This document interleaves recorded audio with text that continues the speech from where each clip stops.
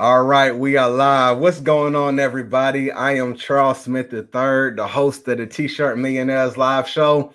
And every single week, I keep trying to bring y'all the best people in the T-shirt space. Brittany and I were just talking, and I was like, there was a time where I was giving a whole bunch of information, but I realized that there's so many other people out there that know how to do things in this space outside of myself, and this is what this is about. But today, we're going to have a powerful Etsy conversation. We have Brittany Lewis. She is the founder of Be A Wolf Biz, and we're going to talk about Etsy today, and she has some terms and some strategies called trend spotting, and we just want to really go through that to see how we can use this Etsy channel to be able to sell more of our t-shirts. So with that being said, what I'm going to do is go ahead and hit this intro. We're going to go into it and come back and have a great conversation with Brittany.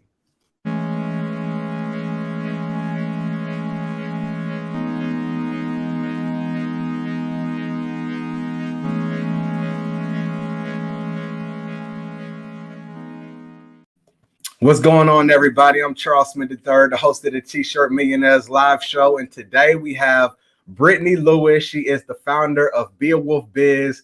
We're going to have an Etsy conversation today. So what I'm going to do is turn it over to you, Brittany. Please tell the people who you are and what you do. Yeah, I'm so excited to be here. This is like the coolest live thing you got going on. My name is Brittany. I am, as you said, the founder and creator of Be A Wolf Biz. I've been an Etsy seller for over 7 years now, and I have a kind of specialty in print on demand. And, I really focus my teachings on growing yourself organically, without the need for driving too much traffic, really focusing on creating the best possible product so you can attract customers.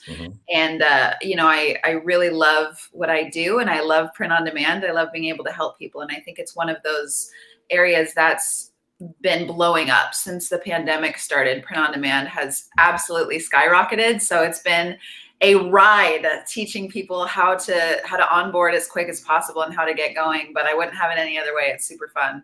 No, absolutely. Well, that's amazing. And you said a few things that stood out to me, which I'm very excited about the conversation. Number one, you talked about organic, and me and you just had a conversation about Facebook shutting down ad accounts left and right and how people were heavily dependent on ad platforms, but really being able to have that organic reach is something special. So you can kind of circumvent those shutdowns. But then two, print on demand.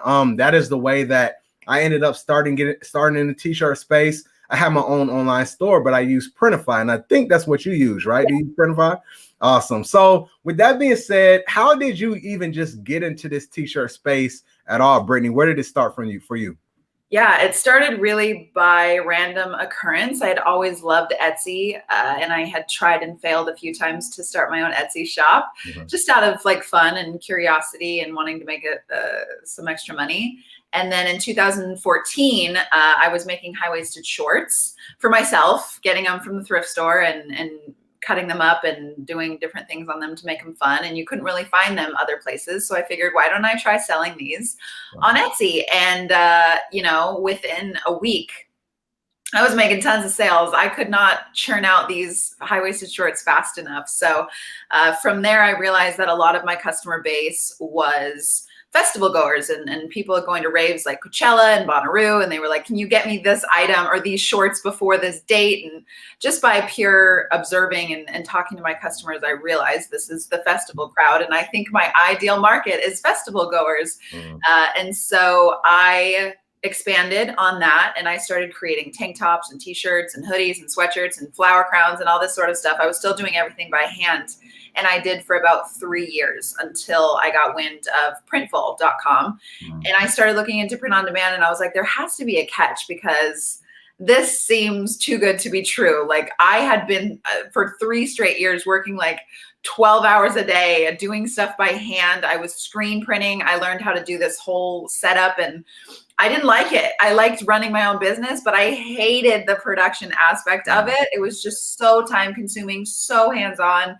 And so when I found out about print on demand, I was like, if this really is what I think it is, we're about to take this thing to the moon. And so I really dove in and figured out how to stand out in the market and how to use print on demand for my existing festival market. And, I had a lot more restrictions with print on demand. I couldn't cut t-shirts up and distress them and all the things that I had been doing by hand. Mm-hmm. So I had to get extra creative and, how do I know trends so well? And how do I know how to create things so simply, but that emotionally connect with my audience in such a strong way that they're willing to buy it without any, hand altering.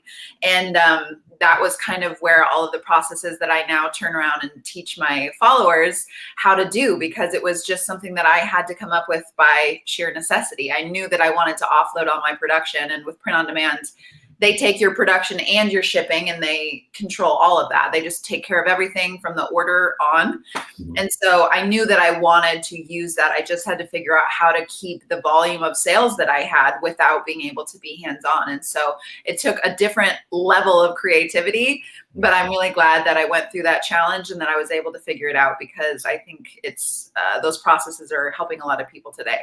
Awesome. No, I love that. And with you starting with Etsy and it just kind of like took off for you, was there a specific reason why you chose the Etsy platform? Was it, because I know when I think about Etsy, I think a lot about handmade goods. So was that it, or what kind of like drew you to that platform? So I was obsessed with Etsy for a very long time before I opened this shop or started my own shops as a buyer. So I just knew the platform myself from being a shopper on it. And so I was familiar with it, and I knew how easy it was to just list items. Like, it seemed like pretty simple. Right. And so that was kind of my first thought, because I really hadn't had any other experience with another platform like that. And I knew that my ideal customers would be on that platform, because it's really geared toward people that are looking for unique, one-of-a-kind items that they can't find anywhere else. And so I was like, it makes sense. It made the most common sense at the time, and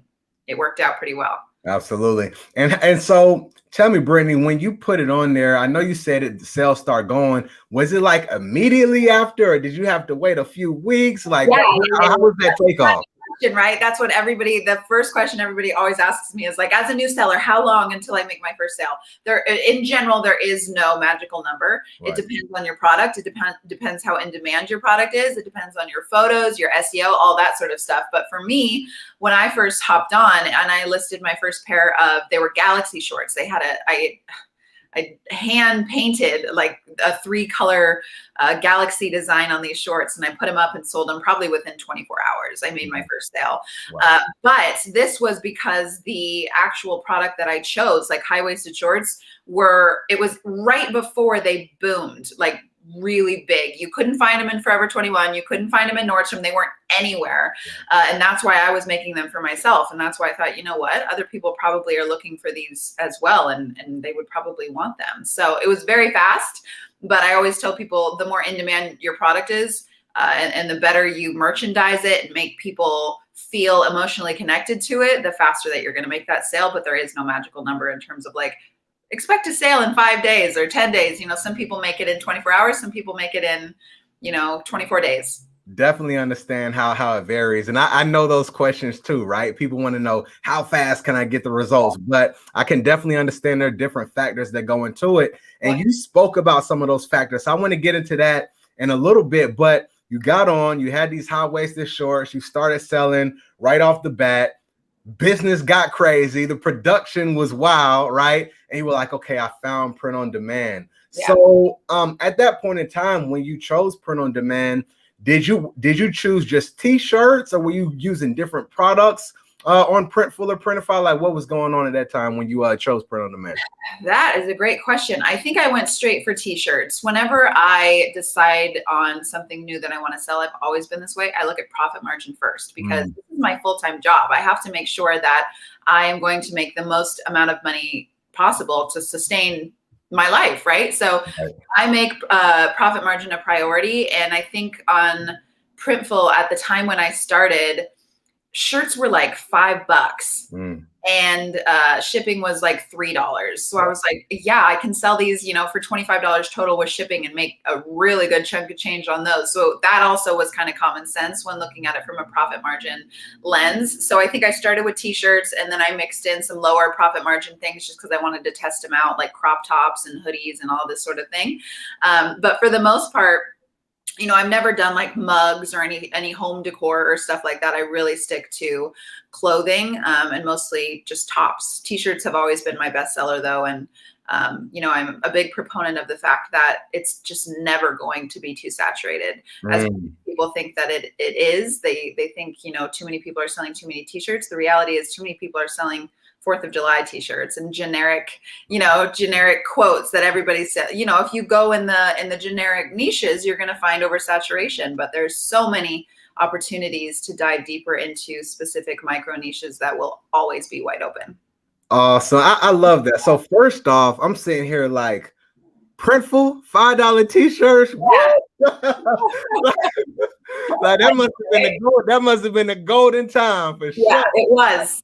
Yeah. So that's wonderful. But my ears perked up. My ears perked up when you said a couple of things. Number one, you talked about how people think t-shirts are saturated, right?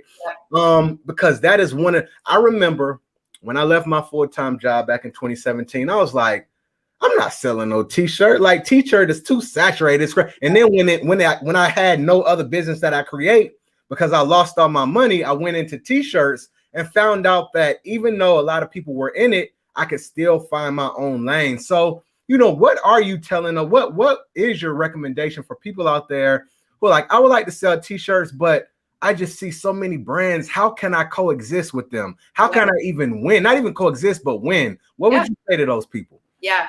My first piece of advice to everyone is research, and research some more, because if you make your moves based on data, you triple your chances of winning way faster than any other way. A lot of people jump in and they make what they feel like they would like, and then they're just like, okay, let's do it, without doing a shred of research. So that's why I have my blank to bank process, and that's my main ebook is the process of how to dig up these trends and where to find things that people are actually wanting to buy. Because if you start with a customer and start with the things that they're actually searching for, and then provide it to them in a unique way that resonates with them emotionally and gets them excited, it's really hard to lose. And this, everybody always tells me, it seems like this should be common sense. And for some reason, it blew my mind when you said it, but it's the most like common sense thing ever. And I'm like, yeah, it's very strange how most people will go to that snap judgment of like oversaturation. I don't know what to make or how to make it. And it's like, well, we have an internet that literally will give you every answer you could possibly want and more. We have Pinterest, we have Instagram. We're living in a world where information is overwhelming. We have so much of it. There's absolutely zero excuses to not knowing what people are wanting to buy. And in Blank to Bank, I talk about my number one trend, or my number one design trick, which is combining trends. So taking one trend that you found to be hot that kind of jives well with another and smashing them together in a design that people are going to go wild for, because it's hyper trending. It's a mega trend item. And that is something that I've always done in my shop and found that it works really, really well. For example, my high-waisted shorts, that product was a trend in and of itself at the time. And then the galaxy print was also a trend. So I combined the galaxy print onto the high-waisted shorts, and it was like my bestseller of all time. Even today, I sold so many of those damn shorts, and I was having to do those by hand, right? So I have many other items that come very close that have been trend combined that sell very well. But when you get the right 2 or 3 or 4 even trends to combine in a really unique way, I mean, it can take you as far as you want it to go. I love that. And I hope that everybody caught what Brittany talked about. She says, taking trends, 2 hot things that are existing and combining them, putting them together, right, to really, have a product that a lot of people will want and want to buy into. But then something else you said, which I totally agree. And this kind of goes back to our conversation we had last year.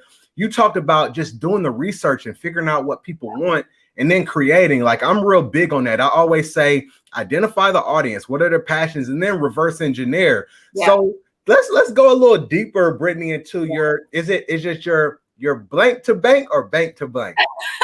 Blank t-shirt to money in the bank. Money in the bank. Okay. So Brittany has a genius concept, and I really love how she puts together, her structure, her frameworks. But blank t-shirt to bank, tell us what that is and explain a little more.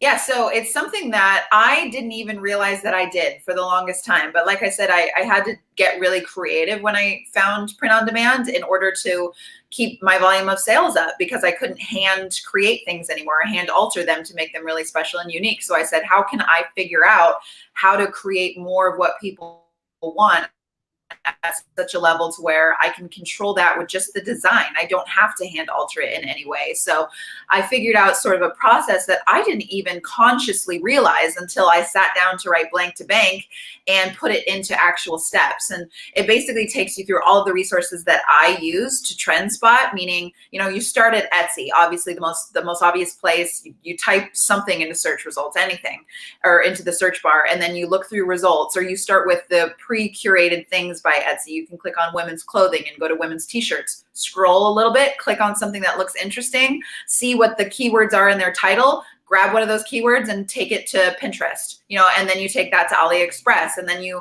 also utilize Pinterest trends and Google Trends, which are really great resources for actually seeing hard data on how much people are searching for things.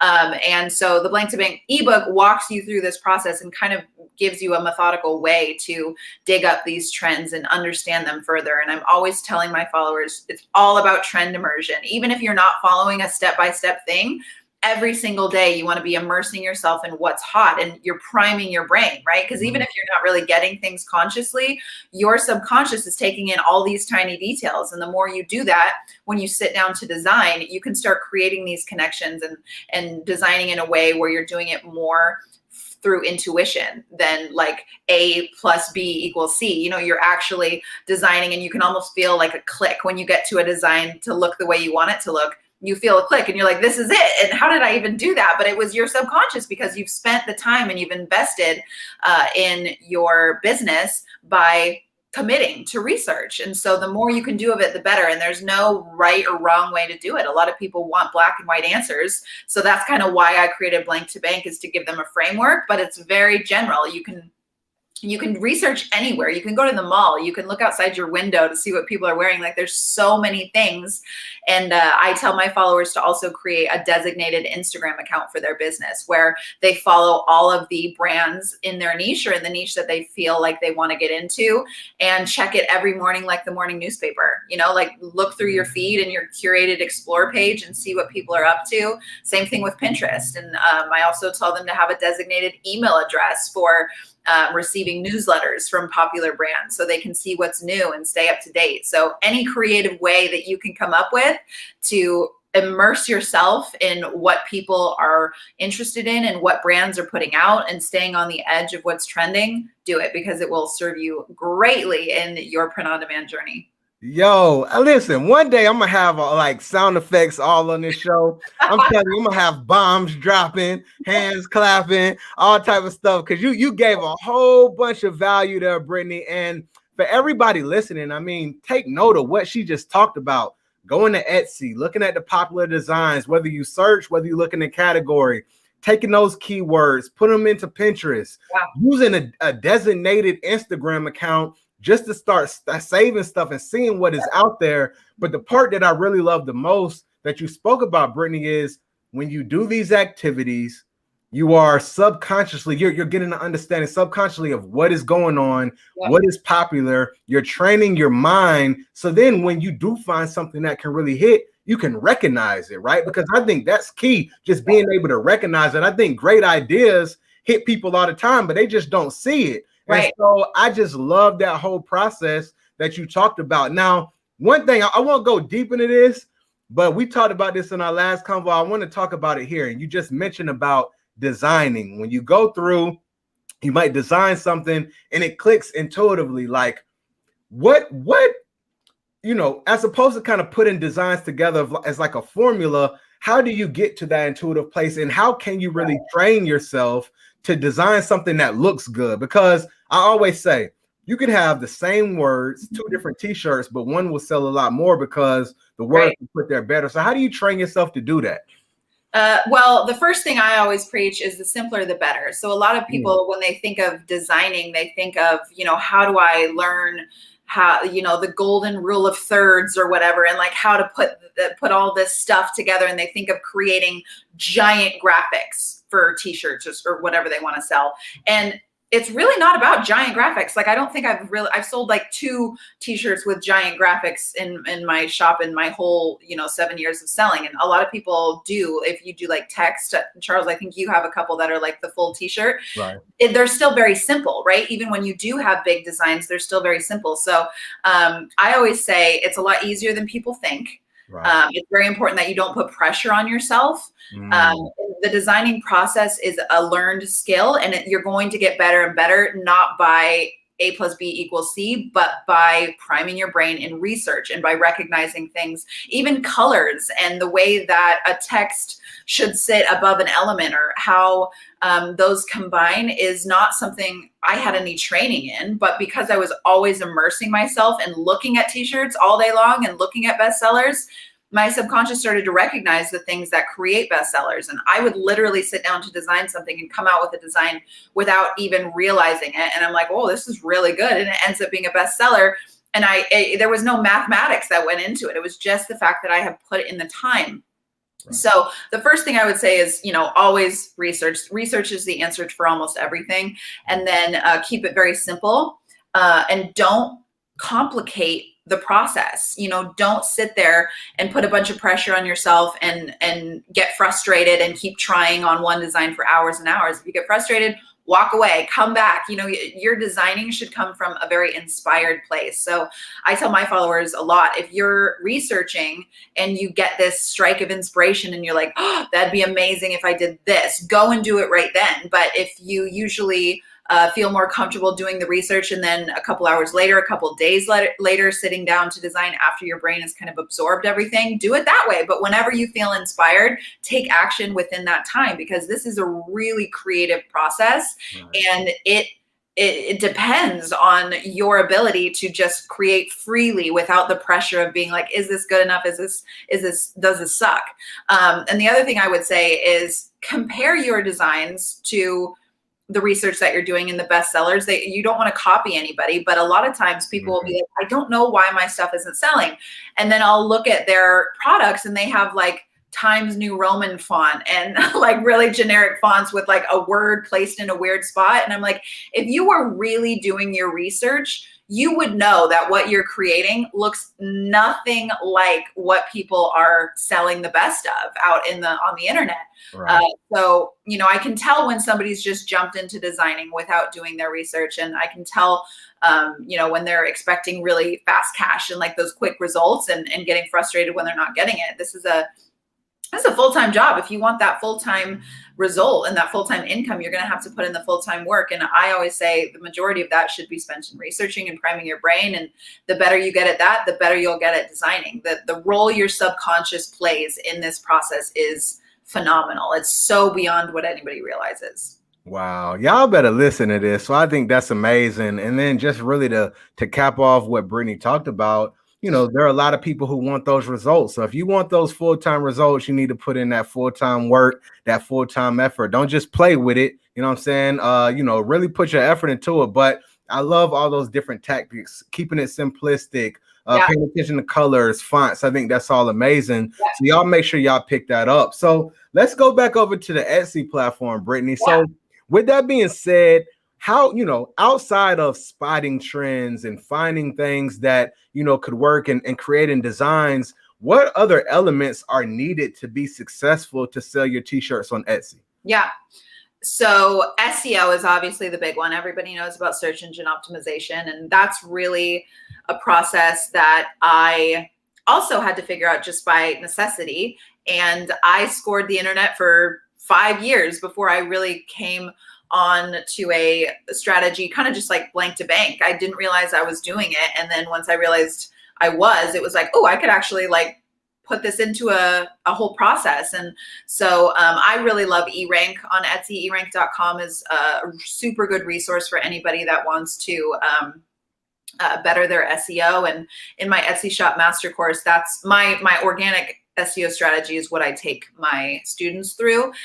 And it usually blows their mind because it's kind of one of those things that is common sense, like the research thing, but it's something that literally nobody else does or talks about. So I go really in depth into that SEO, and there's a lot of moving parts. I think with search engine optimization, it's one of the main things that is going to get you ranking on the first pages of Etsy search results. And that's how you can gain all that organic traction. You have to be found before people can click on your products and ultimately purchase your products. So it starts with getting found, but then you've got to get clicked on as well. So that's when I pivot to talking about listing photos and having a really emotionally connective first photo, that thumbnail photo that shows up amidst, thousands of competitors on Etsy search pages has to be as good as it can be in order to get people's clicks. You can't just throw up a printful mockup. Please don't just throw up a printful mockup and expect people to respond to it, because they're boring, and they don't get people's attention, and they're overused, and they're pretty ugly, if I'm being completely honest. So I always say you got to know how to do this, and I recommend placeit.net as a mock-up website or resource.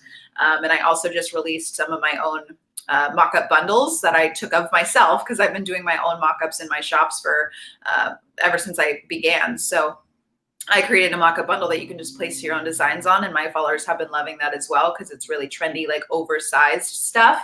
So the better you can emotionally connect with your customer in those search results amidst all the other competitors, the better that you're going to do. So SEO and photos are kind of that magical combination.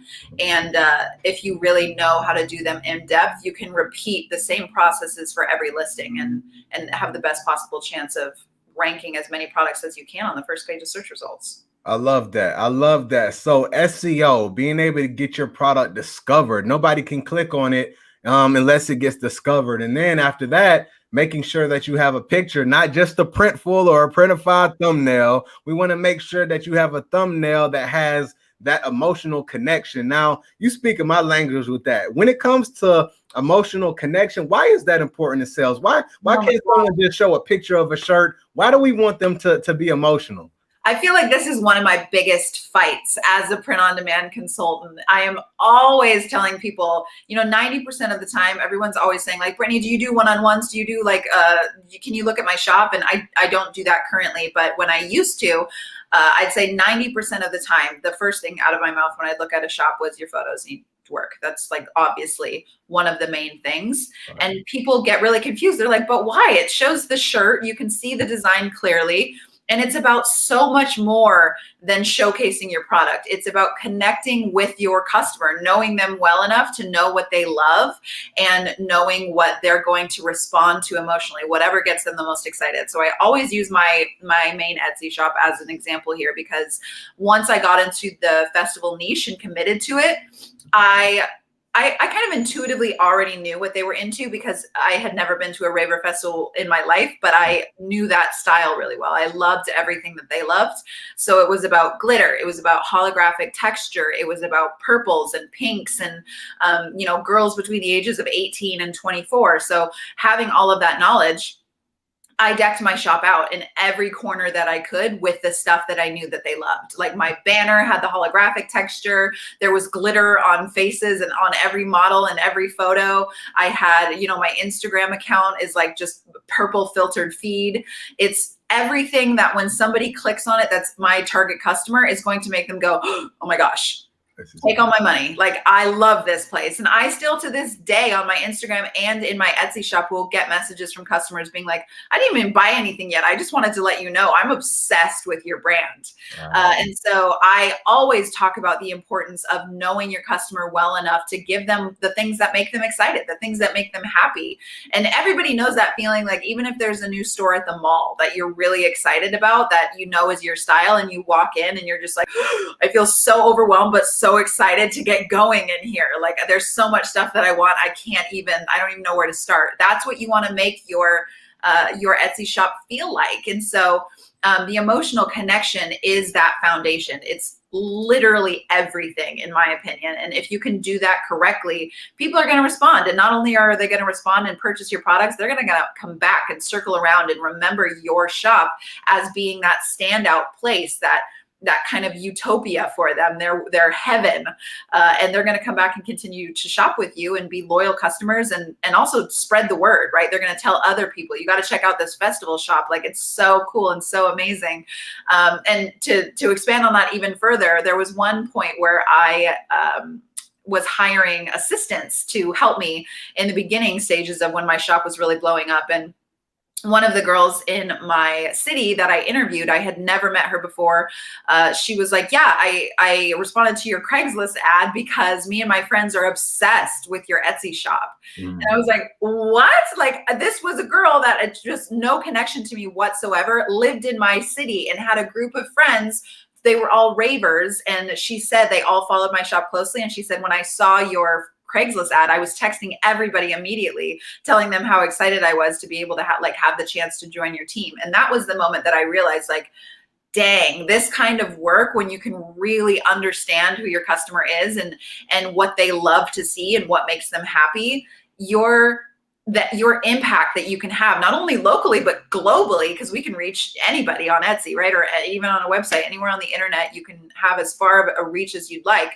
It's huge. And it's exciting as a seller to know that you're impacting people that way and making them that happy. So for the people that don't have a niche, I always say just focus individually on your listing, whatever that design is, emotionally connect with whoever would buy that design as best as you can. You know, whether it's in your photos and in the tone of voice you're using in your descriptions, like, just do your best until you start narrowing it down. If you do narrow down into a niche, but if you stay more general, just really try to emotionally connect with whatever product it is that you're trying to sell within that individual listing. That's so much value. That's so much value, y'all. And so, you know, like Brittany said, make sure you understand, you know, who your audience is when it comes down to colors, when it comes down to sayings, when it comes down to pictures, right? Those are the things that has made Brittany's customers really connect with her, and people she doesn't even know, right, have sent her messages and it's like, I haven't bought anything, but I love this. Like she said, she used the word utopia, right? So I think that's extremely amazing. Some very, very valuable information that everybody should tap into. Now, the other thing that you just mentioned, Brittany, you talked about having a niche store and you talked about more general. Yeah. What are the pros and cons of each when it comes to Etsy? Yeah. So everybody always asks this, and I do a whole chapter of it in Blank to Bank about niche versus general. And I think that, you know, there are shops on Etsy who are making thousands of sales a month that are a general store. There are also shops on Etsy that are making thousands of sales a month that are a niche store. Right. Both things are doable. You can make both of them work. It just depends on you as a seller and the information that you're gathering from your audience. So for me, I think it's easiest to go into a niche, and I wanted to niche down as quick as I could when I started, just kind of intuitively, because I felt like if I'm going general, I'm kind of stabbing in the dark all the time, just being like, let's see if people like this, let's see if people like this. But when you niche down, you know, people already want that category of design and that category of products, so you can build out confidently. So I have a specific thing, a specific process. I don't have an ebook on it or anything like that, but I am planning on it. It's called the scientist, detective, gymnast phase, where you start out as a scientist. This is your research phase where you're just coming up with some hypotheses and collecting data as much as you can, right? This is when you're a scientist and you're really thinking about the things that you are observing. The second phase that you move into is the detective phase, where you're taking a magnifying glass to the listings and to find any clues that show you that people are really interested in a particular design or product, right? You're just digging up all of those clues. And then the third phase is when you're a gymnast, when you are flexible in building out your offering based on the research that you did and the clues that you found, and you're building out what's working, right? If you build out what's already working, as opposed to just throwing stuff at the wall for the, you know, remainder of your selling journey, then you can actually move forward much quicker because you have proof that people already want this stuff, and you can create more of the same design. You can create the design with a few revisions. You can create the design on different colors, but as long as you're building out, you're actually niching down. down at the same time. So I always tell people, go through those 3 steps, research, collect data, and then be flexible enough to where you realize that what your opinion is as a seller matters 0 to none. Like, it is not important. What your customer is telling you they want by their clicks, favorites, purchases, that's what you are finding out in the detective phase. That's the stuff that actually matters. That's the stuff that's going to help you build a full-time booming print-on-demand business. Y'all better make sure y'all catch everything that Brittany just said. Y'all better make sure y'all catch that. If y'all don't catch it, I feel sorry for y'all. Y'all better double back, listen to this about 3 times. You just said scientist is first? Scientist is first. Scientist, detective, gymnast. And I told y'all, Brittany has the framework. She comes with all the frameworks for you. So I love that. And I think that framework, not even for Etsy, but for, it doesn't matter if you sell Shopify, whatever it is, whatever brand you're trying to create, I think that is a solid framework to be able to go through. And then the great thing that I love what you just said, Brittany, is it doesn't matter what you care about. It doesn't matter what you think as a person, as a seller. It's about what you find. It's about what the audience. And I think so many people get caught up when they create, and that's like, this is my baby. This is, I wanted to, be like this, and they totally ignore, and then they wonder why they can't get traction. So y'all, I think that is, I love it. I love that framework. I think it's amazing. Thank you for sharing that, Brittany. So I want to double back real quick and just go back to the SEO really fast. So for the SEO, say for instance, I get on Etsy today. I, follow the steps. I put my SEO, my title, whatever else goes into it. How long does it take for that to kick in, for me to start maybe ranking? How does that work? So it depends on quite a few factors, maybe hundreds of thousands of factors actually. But like for me, I said when I first started selling high-waisted shorts, I made a sale within 24 hours and I knew nothing about SEO. I just did the best that I could, modeling against what I saw other sellers were doing. I just kind of structured my title that way. And the reason why I was able to make a sale that fast is just because what I had was trend combined, first of all, and which made it super in demand. So I think that people were clicking on it a lot. So the more in demand your item is, the more attention it's going to get. And then that tells the Etsy algorithm like, ooh, people want this. People are looking at it. People are favoriting it. And if somebody purchases it, then that really gets the algorithm's attention and boosts it to the top. So that's also another reason why listing photos are so important, is because if you can get enough attention on a listing right after you put it out there, then the algorithm is going to boost it higher and higher. The algorithm only cares about your customer's attention. And so should you as a seller, because you want the algorithm to be your best friend. The more you can rank, the more you'll get found, the more purchases you'll create. So amazing. With SEO, it's something that I say in general takes a few weeks, but I even hesitate to say this because it can take a day, it can take a few days, it can take a few weeks, it can take a few months. Honestly, I've had items listed that, like a hoodie or something, I'll list it in October and it doesn't really sell very well. And I'm like, darn, I really thought that was going to do good. And the listing photos is amazing.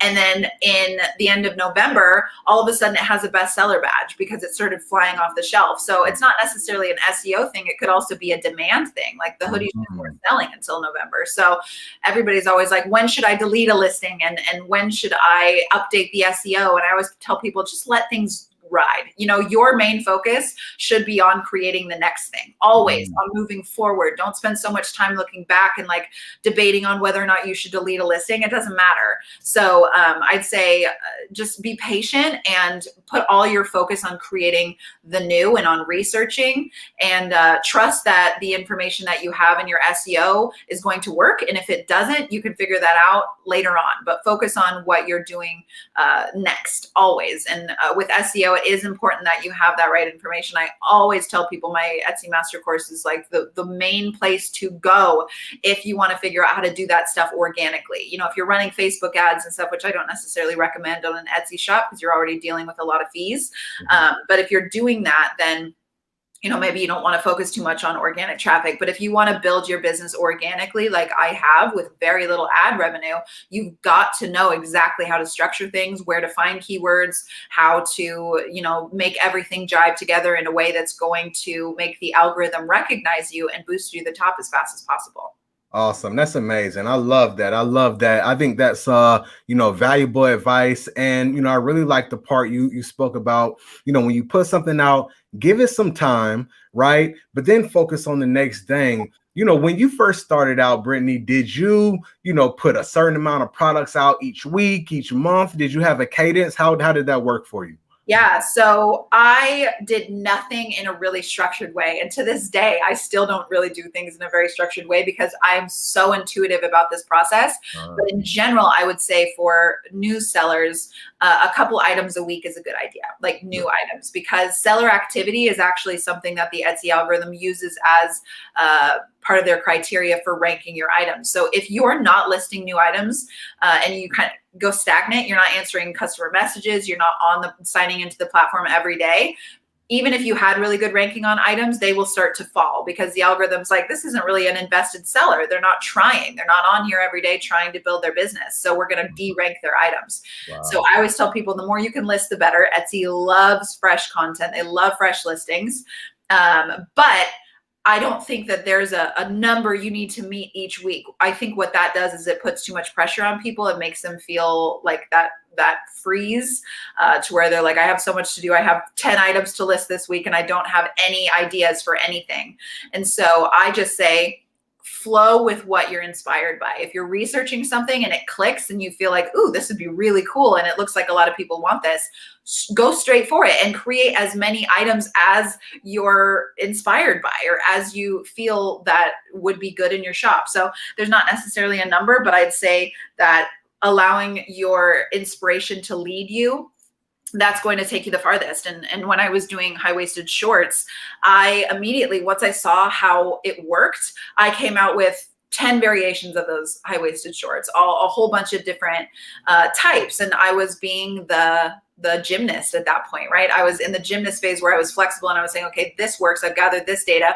But then when I realized that, the real key was in building things out instead of going with what I wanted and like my baby in my shop. And you said something earlier that I wanted to touch on again, that cube of like ego that people get stuck within when they first start. And they're like, this is going to be, if I would have said, this is going to be the best high-waisted short shop on Etsy, I would have missed out on so much. Instead of being like, no, this is my shop, I'm going to only do high-waisted shorts. I was able to identify that it was a festival wear place, that people were coming to it for festivals. And I said, you know what? This isn't about me. I want to make money. I want to make this my full-time business. I'm going to make it about them. This is obviously what they want. And I built it out that way.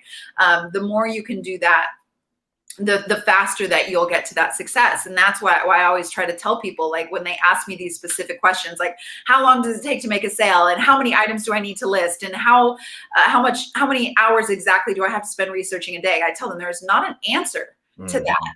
Do as much as you can that seems like it makes sense, and then let things flow. The less you can like narrow yourself into specific expectations or, try to smash your own ideas and expectations into your shop and just let your customers tell you how to develop and listen closely and follow out, build out, be flexible enough to go there and to allow yourself to go there. That's how you get fast results. Wow. You don't get fast results on Etsy by doing the things that people think they should be doing, like driving Instagram traffic. That's one of like the hardest things to do. Yeah. And it's going to take you way longer than it would if you just committed to the organic process and followed the frameworks. Absolutely. I love it. I think that's extremely valuable, right? And for everybody, Etsy, she's talking about focus on these organic keys, these organic things to really grow your business. And even, talking about the Facebook and Instagram ads, number one, I heard you mention you already have too many fees, right? But then there's other things that you can do. So tell me this, Brittany, how do you scale on Etsy? Is it the algorithm? Because, in my world, if you find a product that works, it's okay. This works. Let me just figure out how to get it in front of as many people as possible. And that comes down with ads. Mm-hmm. But when you find something that works, does Etsy just take off? Or can you find different things to do to make it scale? Yeah. So the cool thing about Etsy is momentum really creates a snowball effect. And the more that the algorithm is recognizing that you're doing really well and making lots of sales, they're going to push almost everything you make to the top, as long as you're getting that consistent feedback. So the better you do, the better you do, the better you do. And at this point on Etsy, like, I am at a place in my shops where I don't really do much. I'm active as a seller. I make sure to maintain my shops, but because I've had so much success and have made so many sales in the past, the algorithm's on my side. And so in the beginning, when you're a new seller, all you should be focusing on is befriending the algorithm, helping it to recognize you as one of the sellers it should put to the top. And everybody kind of works against the algorithm because they're working for themselves. They're working for what they want to work instead of what they're seeing actually is what people are wanting to buy and what they're giving attention to. So when it really boils down to it, it's always about two things: customer attention, first and foremost, and then customer emotional connection, which emotional connection leads to that attention, right? But the more you can do those things very well, the more the algorithm is going to recognize that you're a seller that needs to be at the top, because Etsy's end goal is making as many sales as possible too. They make money off of every purchase that's made from you, as well as you making money. So if they're seeing somebody that's making a lot of sales, they're going to do everything in their power. The algorithm's going to do everything in its power to make sure that that success continues, which is another reason why you should continue always building out the stuff that's working, is because even certain keywords that sell very well in your shop or that their algorithm recognizes works for you, it will automatically boost other products with those same keywords from your shop specifically. It's a very smart algorithm that knows how to create more attention from any given starting point. I love it.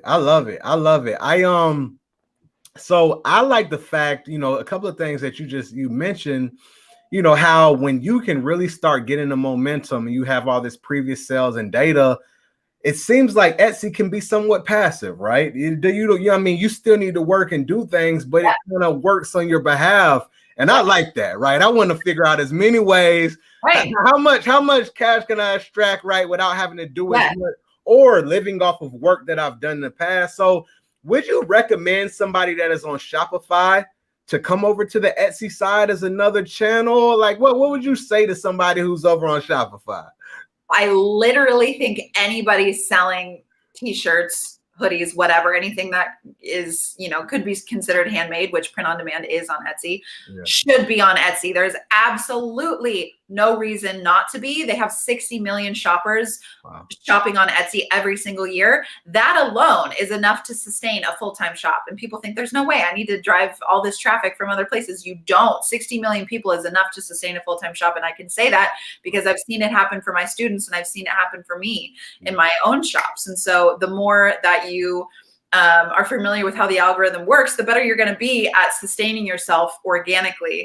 So yes, anybody that has a Shopify, I just did a workshop on my Instagram on Monday that I highly recommend anybody that's not following me on Be A Wolf Biz on Instagram, go and watch that workshop, because I specifically talk about two different maps that are taking place, really, that people are going by on print on demand, and one is mine. So all of my followers are going by that map, but the first map is the one that typically people will follow, which is, you build all of the information first, get all your listings together, then open your shop, and then drive traffic from Instagram, then turn on ads, then drive traffic from Pinterest. But my map says open your shop immediately, jump into that testing mode before you come up with anything, because you know nothing as a new seller.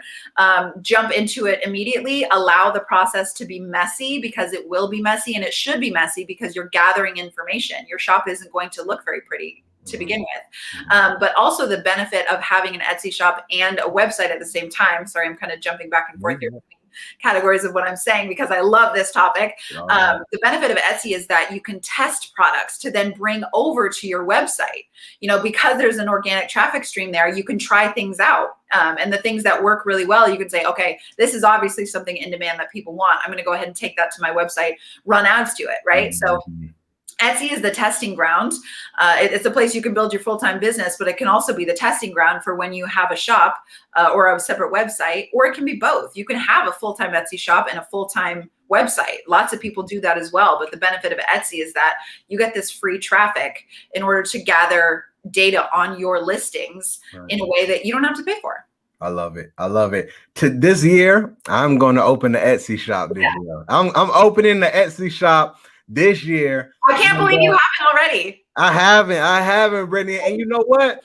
At one point in time, I had like a little, I have a little blanket business, and we use Printify, and we've connected it. So I love how the integration goes over to Etsy, but I haven't ran it, but I'm going to. And I'm going to be following, and I'm going to be purchasing some courses from you. And I definitely want to get an understanding, because I definitely think it's a great way to expand horizontally. But I also just like the fact of how you talked about, you can use it as a testing ground. And if you find something that works, put it in the shop, run ads to it, and you should be able to find success as well. So I love that. I love it. So tell me this. I want to know this about Etsy. One of the big things that I would talk about on the e-commerce and having your own shop side is customer retention, right?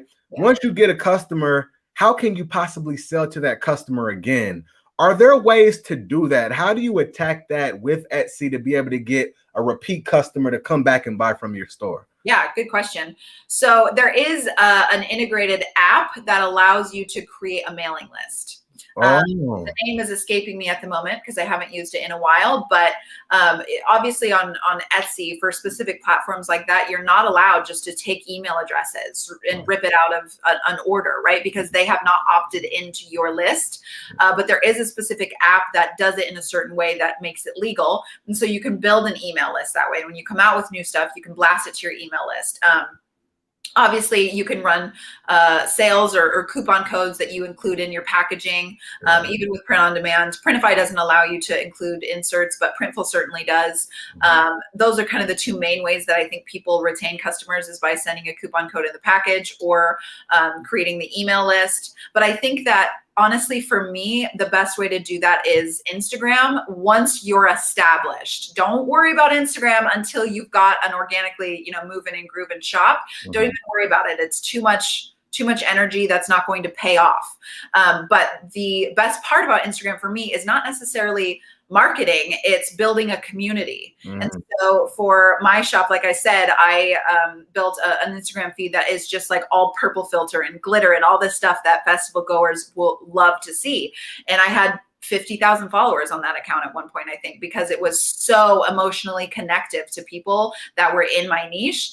And I could post new products whenever I had them. And they were so connected to my shop that when they'd see them, they'd go and buy it. And so, beyond email marketing, beyond the coupon tactics and all of that, I found that Instagram is an amazing place to build that community to where people can stay up to date with what you're coming out with.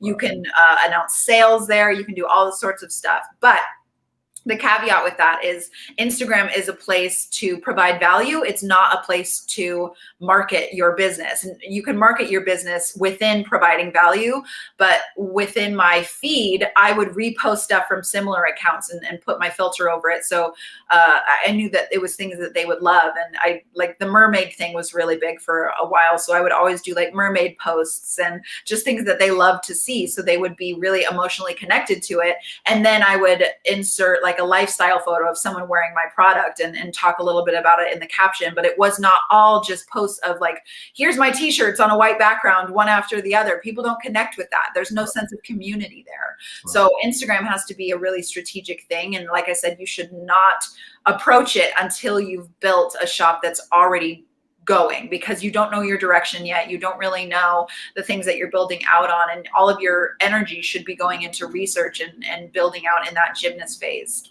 I love it. I love it. That's valuable advice. And so, being able to use Instagram to, build your audience, not so much for marketing, but, just for building an audience, customer experience, different things like that. And then, within you putting that content up, there might be like subtle ways where you can gently push people to the store. But I really love that. And then also, you talked about just curating content from other places as well, and not having to always create. So I think that's amazing. So Brittany, what do you love about what you do the most? Like what part of the business, what do you love the most about it? What are you passionate about? Yeah, I have been so lucky to do what I do. Like every aspect of it just lights me up. I absolutely love it.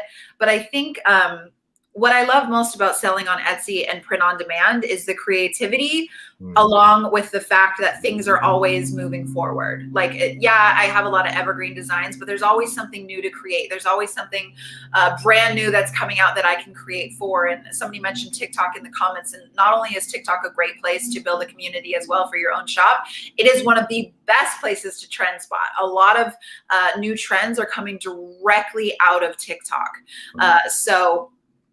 I lost my train of thought, what I was saying in terms of, oh yes, what I love to do, spotting new trends and being able to create based on that information. That gets me so excited, and I get in such a zone that nobody can like take me out of that. And then what I love about consulting and being able to teach other people how to do things is the fact that I feel like all of the blood, sweat, and tears that I put into my own shop to make it work is now doing thousands of times more of the work that it did for me, because it's expanding into helping other people that are not having, sorry, now you got, hello, what's going on?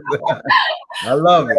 It's helping people to not have to go through the grueling hard work of reading every single article and watching every single YouTube. I did all of that work so I could boil it down and tell people, like, this is all you have to worry about. And that's a lot of the main thing that I do with Be A Wolf Biz, is just tell people, worry about this, don't worry about this, don't worry about that, worry about this, over and over. I feel like that's my main job. Is someone will come to me with a big problem and I'm like, I don't even have an answer for that, because it's not even the problem you think that it is. Stop worrying about it. So, you know, I love being able to connect with people and then to see the impact that the processes that I've been able to extract from doing my own work help other people as well. There's no feeling like it. Absolutely. Well, you know, much appreciation to you. You know, I was talking to Stephanie at our last my last interview, and just talked about the ripple effect, right? And you have done certain things that are affecting other people, and then it's affecting those people. It's going to be affecting more people like that beyond them, right? So, you know, thank you for, you know, you diving in, you learning, you sharing with other people and impacting lives. What is your favorite success story? My own or from others? From a student, yeah. Oh man, I definitely think it would have to be one of my students named Soraya. Okay. She started in September. Okay. Zero experience. I have a couple stories like this. I just interviewed another one of my students. I'd say she's one of my equal favorites. Her name is Lorena.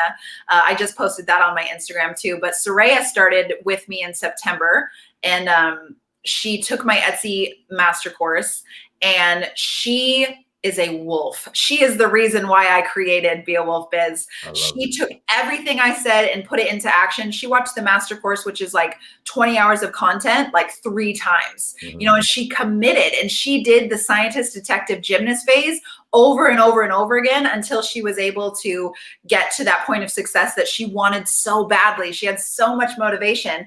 And at this point, I just got a message from her a couple weeks ago, and she said, I quit my job. I'm full-time. Wow, I love it. I love it. It was like, we celebrated. It was such a huge thing, because she told me back in November, like, that's my goal. I want to make it happen within the next year. And she made it within, let's see, September, October, November, 5 months. Wow. She was on demand by following my stuff, but she's in my elite membership as well. She bought blank to bank. She invested in the information, and that made all of the difference. She knew that what I was saying had no BS. It was all the anti-fluff stuff that I do. She resonated with that and really took it under serious consideration, took action right away, and exploded. Her shop is insane. I love it. Well, that's amazing, y'all. I think, you know, everybody should take this information. And that's my big thing. I wanted to ask Brittany these questions to help you understand the possibility. How possible is it for you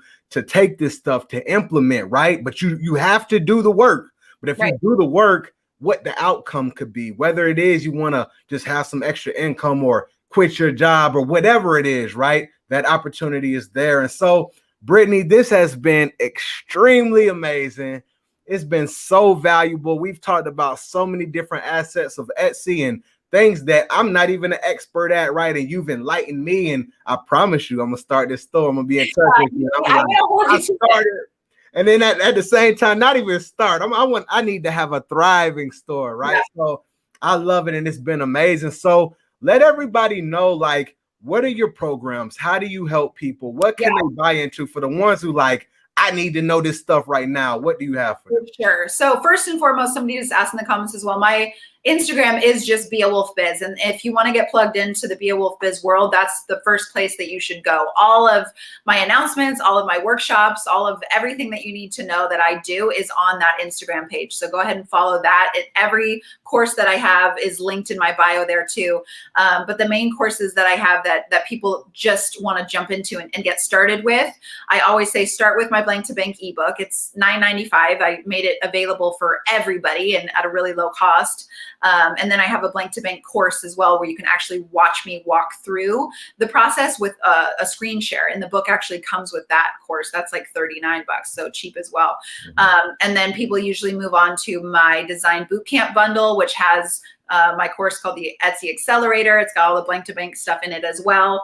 And a listing photos workshop. All of that stuff is in the bundle, and that is actually going away very soon. So take advantage of that as your, like if you want to purchase a big bundle of courses, that's my main recommendation. And then of course, like we talked about, the elite membership, and that's fairly new. And it's my favorite thing that I do by far, because it's a really tight knit community of us that are kind of bouncing ideas off of each other and sharing things. And I do a weekly trend spotting video following kind of the Blank to Bank process in that membership. So you get a weekly trend spotting video from me. I screen share as I go through really hot trends. And then we do a bi-weekly coaching call to where every Thursday we're hopping on together on a Zoom call, and I'm answering any and all questions.